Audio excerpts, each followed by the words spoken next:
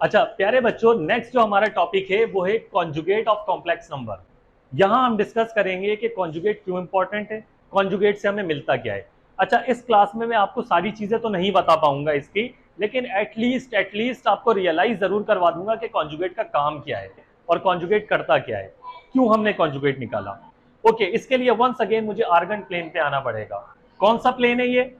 अगर ये रियल और इमेजिनरी है तो आर्गन प्लेन है।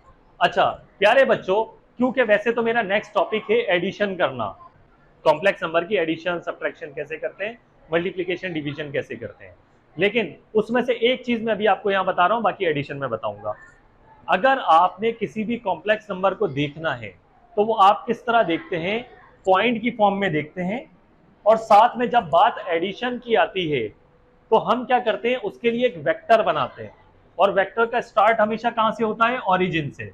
यहां से इस तरह ये एक वेक्टर बनेगा, आप ये देख सकते हैं कि ओरिजिन से स्टार्ट हुआ और ये वेक्टर बन गया। वेक्टर के कोऑर्डिनेट्स आप देख सकते हैं 4 और 3, क्योंकि ये ओरिजिन से आ रहा है। अगर वेक्टर की कंप्लीट मालूमात आपने लेनी है कि ये सब क्या है, तो मैंने एक वीडियो बना रखी है लैम्डा म्यू थ्योरम, वो पूरे 1 घंटे का थ्योरम है, आपका नहीं है, बीएससी का है। लेकिन उसमें जो मालूमात है 35 मिनट की, वो मालूमात में मैंने तकरीबन 20 से ऊपर छोटे छोटे 1-1, 2-2 मिनट के कॉन्सेप्ट क्लियर किए कि वेक्टर होता क्या है।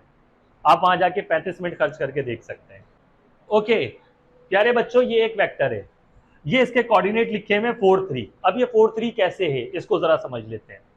ये 4 बता रहा है कि 4 स्टेप रियल पार्ट के हैं, तो एक स्टेप, दूसरा स्टेप, तीसरा स्टेप, चौथा स्टेप।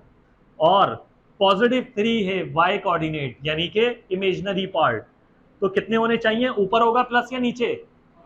तो 1 2 3, तो देख लें ये आ गया। ये इस तरह से हम वेक्टर को देखते हैं आसान अल्फाज में। अब प्यारे बच्चों, क्या ये जो 4-3 लिखा है ये इस वेक्टर की लंबाई है? क्या कहते हैं, ये इसकी लंबाई है? अगर मैं स्केल रख के इसको नापूं, कोई स्केल लूं और इसको नापूं, क्या ये 2 नंबर्स में लंबाई आती है? नहीं, ये तो वेक्टर फॉर्म है। लंबाई के लिए तो मुझे लेंथ नापनी पड़ेगी इसकी स्केल रख के, या कोई फॉर्मूला निकालना पड़ेगा। इसके लिए अगर कोई रियल नंबर होता है, इससे हम क्या करते हैं, एक राइट एंगल ट्राइंगल बन जाएगा ना, 4 स्टेप रियल में और 3 स्टेप इमेजनरी में। ठीक है, एक राइट एंगल ट्राइंगल बन गया, यहां पे कुछ ना कुछ एंगल बनता है। ओके, ये 90 डिग्री है, तो ये आपकी होगी बेस, ये आपकी होगी परपेंडिकुलर, और ये होगा हाइपोटेनस। ओके, इसको मैं कह देता हूं सी, ये हो जाएगा बी, ये हो जाएगा ए।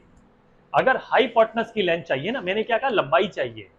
अगर आपको प्यारे बच्चों हाइपोटेनस की लेंथ चाहिए तो आप क्या करते हैं, हाइपोटेनस का स्क्वायर बराबर होता है परपेंडिकुलर के स्क्वायर प्लस बेस के स्क्वायर के। बिल्कुल ठीक है। ओके, इस सी स्क्वायर को प्यारे बच्चों में लिख सकता हूं C multiply by C, A square plus B square. भाई सेम नंबर है ना, हाइपोटेनस असल में क्या, एक नंबर है, एक लंबाई है, एक नंबर आएगा, उसी नंबर को अपने आप से मल्टीप्लाई कर दें। ये तो बात हो गई राइट एंगल ट्राइंगल के मुतालिक। यही काम हम क्यों ना करें कॉम्प्लेक्स नंबर के साथ? कॉम्प्लेक्स नंबर के साथ यही काम करते हैं हम। देखें क्या होगा, लेट्स ट्राई। अभी क्या है इसका आंसर, कौन सा नंबर है ये? 4-3। ये हाइपोटेनस है, मुझे सी पता करना है। सी बराबर है 4 + 3 आयोटा। अगर मुझे हाइपोटेनस का स्क्वायर बना दूंगा मैं, अगर मैं हाइपोटेनस का स्क्वायर बना दूंगा और बाद में उसका रूट ले लूंगा, तो मेरे पास क्या आ जाएगा? लंबाई आ जाएगी। सो सी मल्टीप्लाई बाय सी कर देता हूं यहीं पे डायरेक्टली, तो ये हो जाएगा 4 + 3 आयोटा, 4 + 3 आयोटा। ये पूरा एक राइट एंगल ट्राइंगल है। राइट एंगल ट्राइंगल क्यों कह रहा हूं? एक 90 डिग्री एंगल बन रहा है। ये एक लंबाई है, ये एक लंबाई है, स्केल रख के नापे तो ये एक लंबाई है, ये मानते हैं 3 लंबाइयां यहाँ पर। मेरी जो रिक्वायर्ड लेंथ है वो मुझे कौन सी चाहिए? हाइपोटेनस की। आपको क्या क्या पता है प्यारे बच्चों? बेस की लंबाई पता है और परपेंडिकुलर की लंबाई पता है। कहां से पता है? क्या ये पता नहीं है? 4-3, 4 क्या है? बेस की लेंथ, और 3 क्या है? परपेंडिकुलर की लेंथ। तो ये दो चीजें आपको पता है, ये पता करना है। तो पाइथागोरस थ्योरम क्या कहता है कि हाइपोटेनस का स्क्वायर बराबर होगा परपेंडिकुलर के स्क्वायर प्लस बेस के स्क्वायर के। ये फॉर्मूला है। अच्छा, स्क्वायर को हम एक और तरह से भी तो समझते हैं ना, अगर 3 का स्क्वायर लिखा है तो क्या मतलब है? 3 मल्टीप्लाई बाय 3। 5 का स्क्वायर है तो 5 मल्टीप्लाई बाय 5। तो मैं ये देख रहा हूं कि ये सी कोई ना कोई लंबाई है, उसका स्क्वायर हुआ है, तो मैंने क्या किया, उस लंबाई को उसी से मल्टीप्लाई कर दिया। अब मैं इस तरह लिख दूं या सी स्क्वायर लिख दूं? बात तो एक ही है। अभी समझ आता है? अब मैं क्या कर रहा हूं, यही एनोलॉजी लेकर, यही आइडिया लेकर मैं कॉम्प्लेक्स नंबर पे अप्लाई कर रहा हूं कि असल में अगर मुझे इसकी लंबाई चाहिए तो मुझे क्या करना पड़ेगा। अगर मेरे पास हाइपोटेनस आ चुका है तो हाइपोटेनस को ही हाइपोटेनस से मल्टीप्लाई करवा दो, आ जाएगा ये। भाई दोनों बराबर है ना, ए प्लस बी स्क्वायर, ए स्क्वायर प्लस बी स्क्वायर लिख दूं या बराबर है सी स्क्वायर के, तो मैं सी स्क्वायर बना रहा हूं, आसान काम कर रहा हूं मैं। मेरे केस में सी क्या है प्यारे बच्चों, कॉम्प्लेक्स नंबर है, जेड है, तो ये इसको मैं लिखता हूं Z, Z multiply by Z.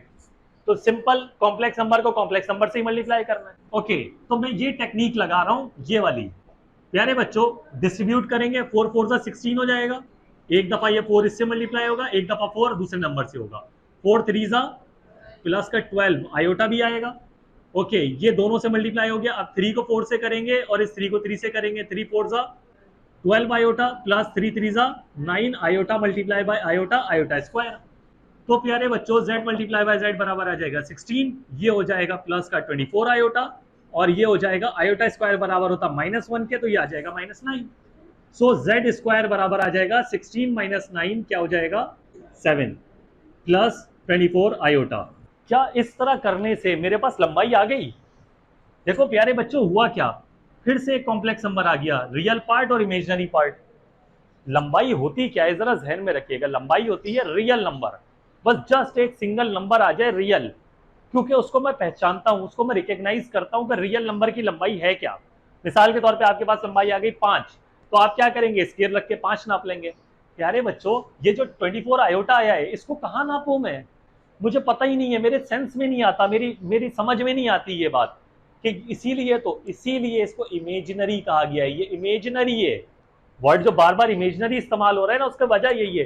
भाई मैं इसको नापूं कहाँ, इसको मेजर कहाँ करूं, स्केल तो मेरा रियल नंबर का है, मैं स्केल ला के नापूंगा इसको, स्केल रख के अगर इसकी मेजरमेंट करूंगा तो ठीक है, मैं 7 तो कर सकता हूं, पर 24 आयोटा को किस डायमेंशन में मेजर करूं मैं, मुझे पता ही नहीं है, ये तो इमेजिनरी है। बात समझ आ रही है? इसीलिए बार बार सिर्फ इस पार्ट को हम इमेजिनरी कहते हैं। सो इट मीन्स इससे मेरा आंसर नहीं आ रहा, मसला आ रहा है, क्योंकि इमेजिनरी होगी ये लेंथ, आई अग्री ये लेंथ होगी, बट इसको मैं नहीं जानता, इसका करूं क्या। इससे बेहतर हल मेरे पास है। उसूलन करना क्या है प्यारे बच्चों, सेम लंबाई को सेम लंबाई से मल्टीप्लाई करना है। आइडिया तो ये है ना, सेम लंबाई को सेम लंबाई से मल्टीप्लाई करना है, ठीक है। इसी आइडिया को फोकस करके चलते हैं। ओके प्यारे बच्चों, मैं क्या करने लगा हूं, देखें यहां पर इस चीज का हल निकालने के लिए, ये जो आपका इमेजिनरी पार्ट है ना, ये अभी प्लस में है, इमेजिनरी पार्ट का ही मैं एक और वेक्टर बनाता हूं जो उसका साइन बदली करके होगा। उससे होगा क्या, अभी आप देखें, मैं एक वेक्टर बनाता हूं, ये एक वेक्टर बन गया, देखें 4 वैसे ही है, देखें +4 है ये वेक्टर, और -3 आयोटा है। अभी क्लियर है? क्या आप सारे बच्चे इस बात से एग्री करते हैं कि जो लंबाई 4 + 3 आयोटा की होगी वही सेम लंबाई इस वेक्टर 4 - 3 आयोटा की होगी? क्योंकि सर्किल में कहीं भी वेक्टर को मैं घुमा दूं तो लंबाई सेम रहेगी, ठीक है, लंबाई सेम रहेगी, घुमाने से वेक्टर बदल जाएगा, यकीनन ये दूसरा वेक्टर है, डायरेक्शन चेंज हो गई, लेकिन लंबाई नहीं बदलेगी। रोटेशन में क्या होता है, रोटेशन में जो लंबाई होती है वो रोटेशनल इनवेरिएंस होती है। क्या रोटेशन करने से लंबाई बदल रही है? नहीं, वेक्टर बदल रहा है। सो आप सारे बच्चे इस बात से एग्री करते हैं कि जो लंबाई इसकी है वही लंबाई इसकी है, और मुझे चाहिए क्या था, सेम लंबाई मल्टीप्लाई बाय सेम लंबाई। तो मैं क्या करता हूं, फिर इस नंबर को इससे मल्टीप्लाई करता हूं, इसको हम कहते हैं कॉन्जुगेट। यहां करके हल करके देखते हैं, z मल्टीप्लाई बाय z बार। तो z क्या है प्यारे बच्चों, 4 + 3 आयोटा, ये रहा। z बार क्या है, 4 - 3 आयोटा। हल करते हैं, 4 4 से होगा, 4 - 3 आयोटा से होगा, तो 4 4 जा 16, प्लस माइनस माइनस 4 3 जा 12 आयोटा। अब 3 को 4 से करेंगे, प्लस 3 4 जा 12 आयोटा, प्लस माइनस माइनस 3 3 जा 9 iota multiply by iota, iota square. यहाँ फास्ट तो नहीं जा रहा मैं कैलकुलेशन में, ये आ गया 16, माइनस का 12 आयोटा प्लस का 12 आयोटा कैंसिल, आयोटा स्क्वायर -1 के बराबर होता है, माइनस माइनस प्लस का 9, और 16 और 9 25, जबरदस्त, मसला हल हो गया, लंबाई आ गई। कहाँ इमेजिनरी पार्ट यहाँ पर? तो असल में ये काम होता है कॉन्जुगेट लेने का, कि वो हमें लंबाई निकालने में हेल्प आउट करता है, ये है कॉन्जुगेट।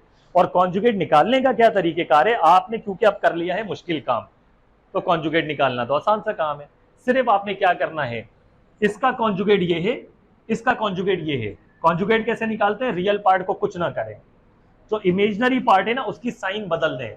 अगर मैं इसको कॉम्प्लेक्स नंबर लेता तो इधर माइनस ऑलरेडी है, तो प्लस वाला इमेजिनरी पार्ट के साथ कॉन्जुगेट बन जाता।